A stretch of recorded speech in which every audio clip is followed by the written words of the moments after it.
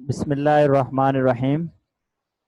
اچھا بیٹا، گزشتہ جو ہماری کلاس ہوئی تھی اس میں ہم نے یہ بات آپ لوگوں کو بتائی تھی کہ آپ کی جو کتاب ہے وہ دو حصوں میں تقسیم ہے۔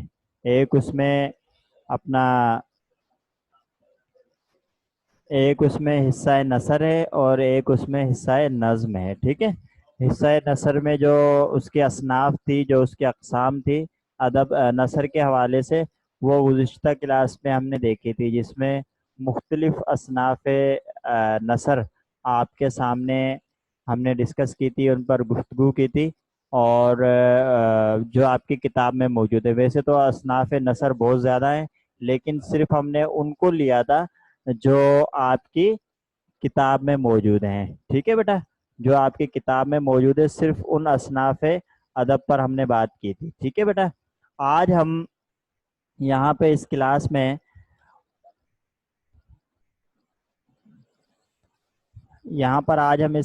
میں جو ڈسکس کرنے جا رہے ہیں وہ حصہ نظم کو ڈسکس کرنے جا رہے ہیں، ٹھیک ہے بیٹا۔ حصہ نظم کو یہ آپ کے سامنے دیکھیں، نظم کی تعریفات آپ کے سامنے موجود ہیں جی۔ سوال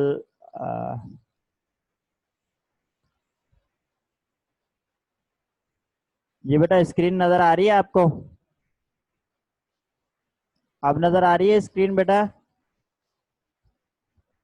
ہیلو؟ اچھا بیٹا، تو اصناف نثر جو تھی اس پر تو ہم نے گفتگو کر لی تھی، جو آپ کی کتاب میں موجود ہیں۔ آج ہم یہاں پر بات کرنے جا رہے ہیں حصہ نظم کی۔ حصہ نظم سے متعلق صرف دو اصناف آپ کی کتاب میں موجود ہیں، ایک نظم ہے اور دوسری جو صنف ہے وہ غزل ہے، ٹھیک ہے بیٹا۔ نظم کی تعریف آپ کے سامنے سلائیڈ پہ موجود ہے۔ نظم کا لفظ عام طور سے نثر کے مقابلے میں استعمال کیا جاتا ہے، اور جملہ اصناف شاعری کو بھی نظم کہتے ہیں۔ اس اعتبار سے قصیدہ، مثنوی، رباعی، غزل اور دیگر اصناف شعری بھی نظم کے تحت آتے ہیں، ٹھیک ہے بیٹا۔ اب بنیادی طور پہ جو بات سمجھنے کی ہے وہ یہ ہے کہ اگر ہم نظم کا موازنہ کرتے ہیں، کمپیئر کرتے ہیں نثر سے، ٹھیک ہے، نثر سے ہم نظم کو کمپیئر کرتے ہیں، تو جتنی بھی شاعری کی اصناف ہیں، اقسام ہیں، چاہے وہ قصیدہ ہو، ٹھیک ہے، چاہے وہ مثنوی ہو، چاہے وہ رباعی ہو، غزل ہو،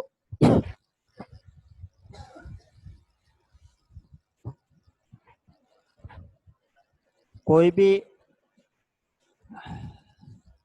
بھی صنف ہو شاعری کی، ٹھیک ہے، وہ تمام کی تمام نظم کہلائیں گی، ٹھیک ہے، اگر ہم اس کو نثر کے مقابلے میں رکھتے ہیں، ٹھیک ہے۔ نثر میں اور نظم میں یعنی فرق یہ وہ عام لفظوں میں سمجھیں کہ نظم کے اندر ردیف و قافیہ، وزن کا، اور اسی طرح مطلع و مقطع ہوتا ہے، یعنی اس میں خاص ترتیب کے ساتھ بات کو بیان کیا جاتا ہے، ٹھیک ہے۔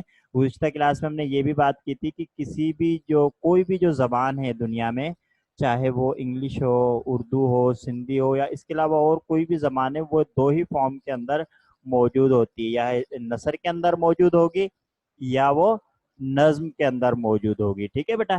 اب اس اعتبار سے اگر ہم دیکھیں نثر کے اعتبار سے، تو نظم میں تمام جو اقسام ہیں وہ آ جاتی ہیں، ٹھیک ہے بیٹا۔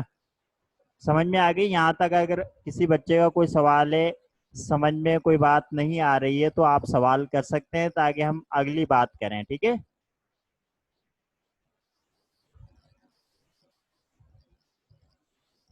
اچھا، آگے چلتے ہیں ہم۔ اور اسی طرح محض شاعری کی ایک صنف کو بھی نظم کہتے ہیں، جسے عام طور سے غزل کے مقابلے میں پیش کیا جاتا ہے، ٹھیک ہے بیٹا۔ وہاں پر نثر کے مقابلے میں تھی نظم، ٹھیک ہے بیٹا۔ وہاں پہ جو ہم نے پہلے پڑھا تھا، وہاں پہ نظم جو تھی وہ نثر کے مقابلے میں تھی، ٹھیک ہے، اور جتنی بھی اقسام ہیں، اصناف ہیں شاعری کی، سب کو نظم کہا جا رہا تھا، ٹھیک ہے۔ لیکن پھر الگ سے ایک सिंफ भी है नज्म, जिसको गजल के मुकाबले में पेश किया जाता है, ठीक है। उसकी क्या तारीफ होगी? उसकी तारीफ ये देखें नीचे लिखी हुई है आपके सामने।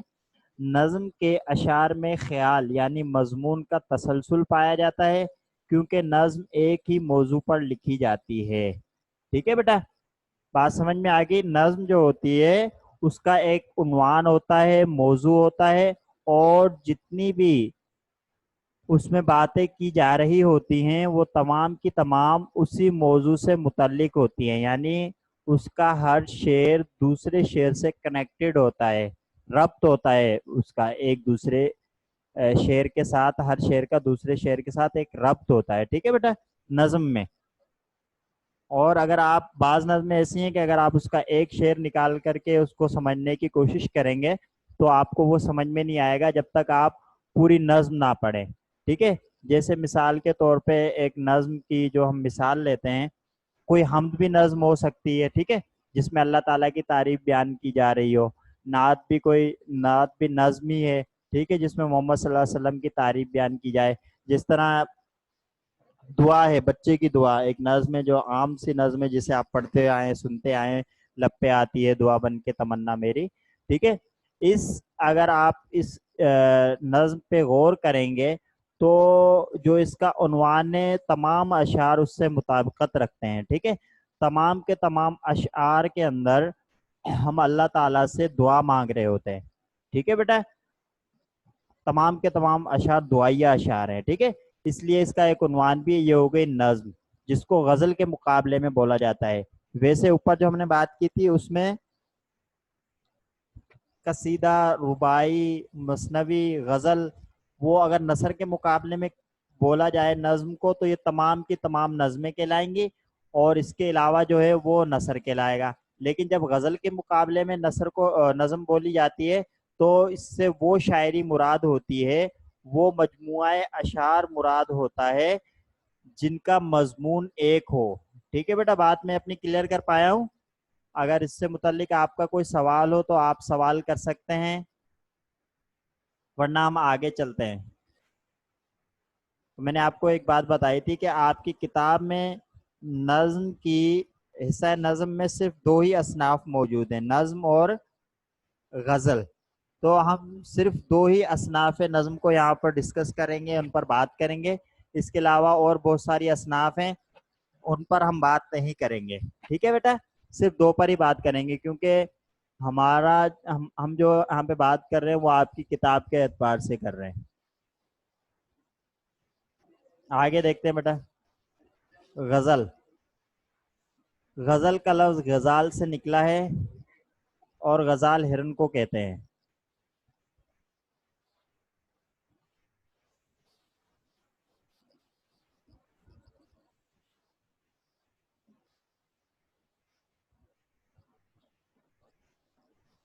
इस्तिलाह शायरी में गज़ल वो सिन्फ नज़्म है जिसका हर शेर एक अलग जिसका हर एक शेर अलग मजमून का हामिल हो, मुख्तलिफुल ख्याल अशार का मजमुआ गज़ल कहलाता है, ठीक है बेटा।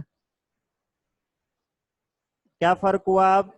यानी वो शायरी जिसका कोई एक ख़ास उन्वान हो, एक मौजू हो, और तमाम की तमाम बातें उसी से मुताल्लिक की जा रही हों।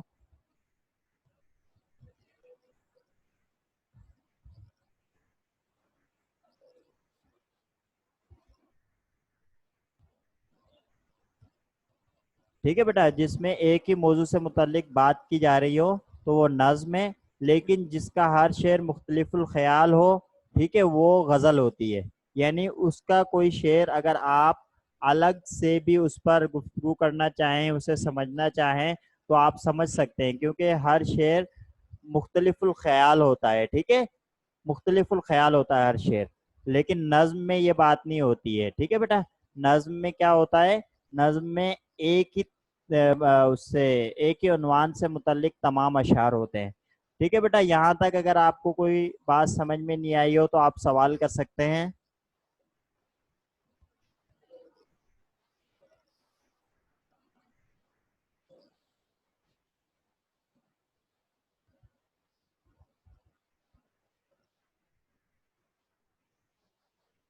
کوئی سوال نہیں ہے بیٹا؟ دیکھیں ہم دوبارہ اس کو ایک دفعہ دیکھ لیتے ہیں.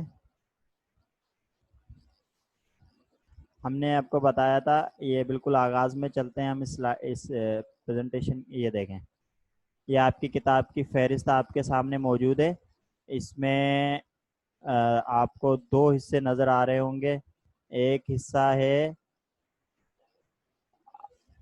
نثر کا، اور دوسرا حصہ نظم لکھا ہوا ہے. یہاں پر دیکھیں آپ، یہ حصہ نظم ہے، اور یہاں پر یہاں تک یہ حصہ نثر ہے. حصہ نثر میں ہم نے جو جو چیزیں دیکھی تھی، مضمون دیکھا تھا، افسانہ دیکھا تھا، ڈرامہ، مکالمہ، خاکہ آپ بیتی، ٹھیک ہے، طنز و مزاح تھا، سفر نامہ، اور مکاتیب یعنی خطوط. ٹھیک ہے، ان کو ہم نے پچھلی کلاس میں ان پر بات کی تھی اور ان کی تعریفات آپ کے سامنے شیئر کی تھی.